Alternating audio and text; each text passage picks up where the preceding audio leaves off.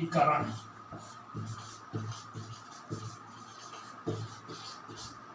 जिसको इंग्लिश में बोलते हैं क्वाड्रेटिक इक्वेशन, क्वाड्रेटिक इक्वेशन।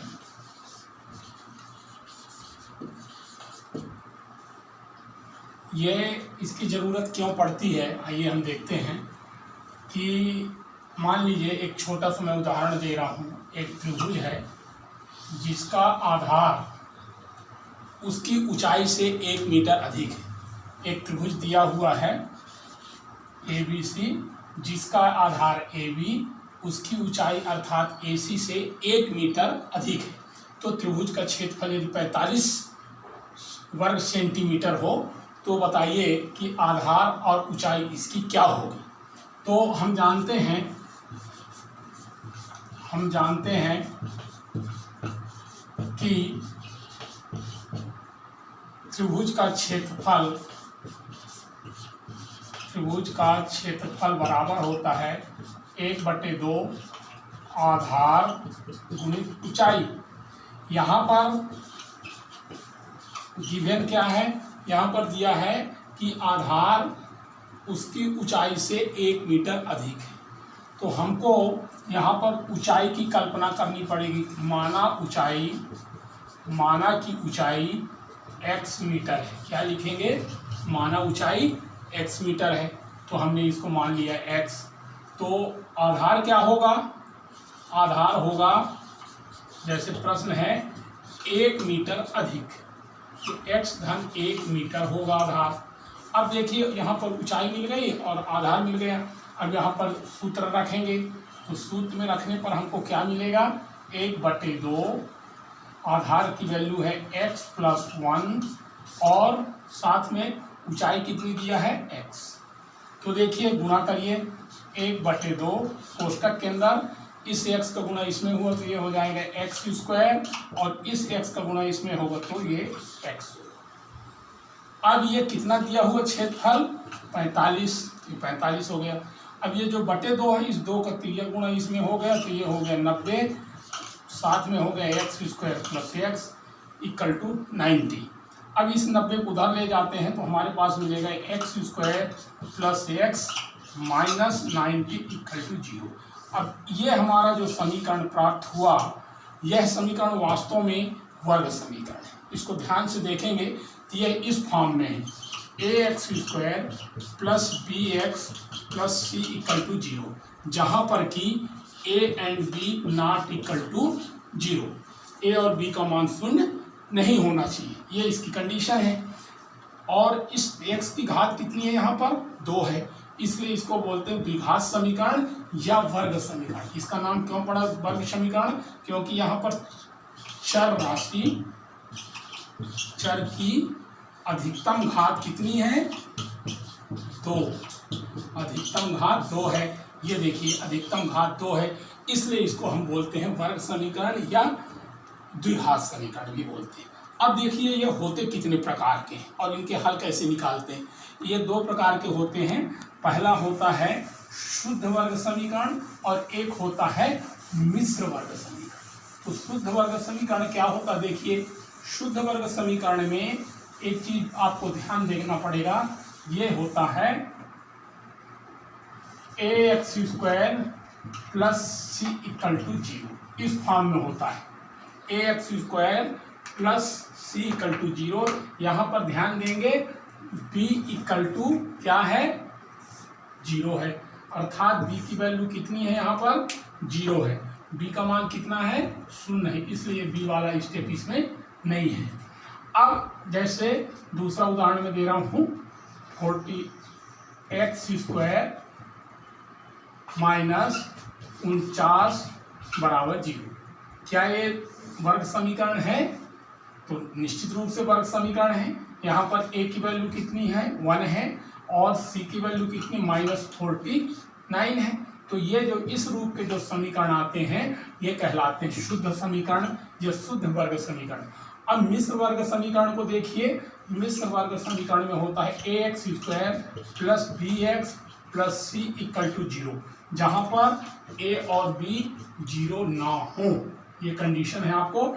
तो इसमें आपको ध्यान देना है कि इसमें x की घात 2 भी रहेगा और x की घात 1 भी रहेगी।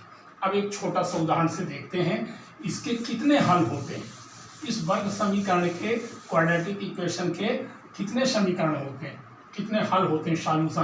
तो ax² plus bx plus c equal to 0। यहाँ पर x की अधिकतम घात कितनी है, 2 है, इसलिए इसके जो हल होंगे वो 2 होंगे। x के हल 2 होंगे, एक धनात्मक होगा और एक ऋणात्मक होगा, जिसको हम इस समीकरण के मूल बोलते हैं। क्या बोलते हैं, इस समीकरण के मूल बोलते हैं।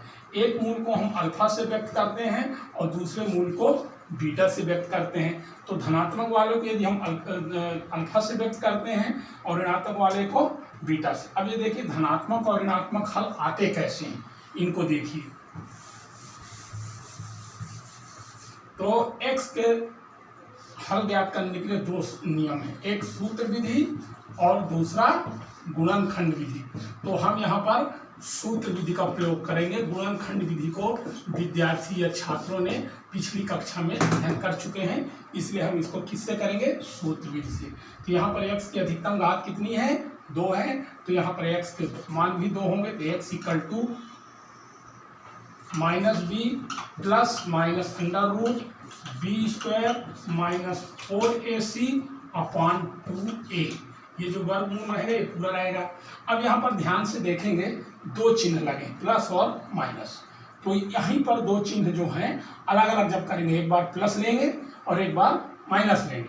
तो देखिए एक बार प्लस लेने पर जिसको हम अल्फा से व्यक्त कर रहे हैं, तो alpha equal to -b plus √b² minus 4ac upon 2a, ये 1 हो गया। और बीटा इक्वल टू आ गया -b माइनस कोष्टक के अंदर ये हो गया करणी minus b² 4ac upon 2a। तो इस तरह हमारे पास 2 हल निकलते हैं, जिसको हम बोलते हैं वर्ग समीकरण के मूल, रूट्स ऑफ क्वाड्रेटिक इक्वेशन। क्या बोलते हैं इनको, रूट्स ऑफ क्वाड्रेटिक इक्वेशन। तो आइए एक हम छोटे से उदाहरण के माध्यम से इस समीकरण को हल कैसे करते हैं। देखिए अब निकालिए इधर। एक मैंने ले लिया 9x² plus 6x plus 1 equal to 0। इसके हल निकालने हैं। 9x² plus 6x plus 1 equal to 0, इसके हल निकालने हैं। तो यहाँ पर देखेंगे हम इस समीकरण से तुलना करेंगे ax² plus bx plus c equal to 0 से। तो यहाँ पर x² का गुणांक कितना है, a है, यहाँ पर x² का गुणांक कितना है, 9। तो हियर a इक्वल टू 9। यहाँ पर x के साथ गुणांक किसका है, b है, यहाँ पर x के साथ किसका गुणांक है, c। तो b इक्वल टू कितना आ गया, 6। यहाँ c की जगह कांस्टेंट राशि कितनी है, 1 है, तो c इक्वल टू 1 आ गया। अब इसके बाद हम इस सूत्र में रखते हैं और निकालते हैं। अल्फा इक्वल टू होता है -b प्लस, या x कर ले पहले, plus minus √b² minus 4ac upon 2a। Value रखिए -b, ये आ गया 6 प्लस माइनस √b² मीन्स 6 का स्क्वायर, तो ये 6 का स्क्वायर माइनस 4, a का मान है 9, c का मान है 1 अपॉन 2a, a का मतलब 9। ये ब्रैकेट पूरा रहेगा। अब देखिए आ गया -6 प्लस माइनस, ये कितना हो गया करणी के अंदर, 6 का वर्ग 36 और 4 9 × 1 बराबर कितना हो गया, ये भी 36/18। अब ये और ये कट गया। अब हमारा जो वैल्यू आ गया x बराबर आया -6 प्लस माइनस कितना आ गया, करणी 0 अपॉन 18। दिस इक्वल टू -6, ये करणी 0 की वैल्यू 0 ही होगी, बटे 18। तो ये कितना आ गया, 6 ये आ गया। x की वैल्यू जो आई आपकी -1/3, एक वैल्यू आई और दूसरी वैल्यू भी यही होगी, x इक्वल टू -1/3। क्यों होगी ये? क्योंकि ये यहाँ पर प्लस माइनस के बाद यहाँ पर कोई संख्या नहीं है, इसलिए यहाँ पर एक पद खत्म हो जाएगा, सिर्फ पहला पद -6/18 को हल करेंगे। ठीक है, तो इस तरह हम क्वाड्रेटिक समीकरण को निकालते हैं, वर्ग समीकरण जिसको अंग्रेजी में बोलते हैं क्वाड्रेटिक इक्वेशन। और इसका मूल फॉर्म जो स्टैंडर्ड फॉर्म होता है ये होता है ax² + bx + c this equal to 0। ये होता है इसका मानक रूप या स्टैंडर्ड।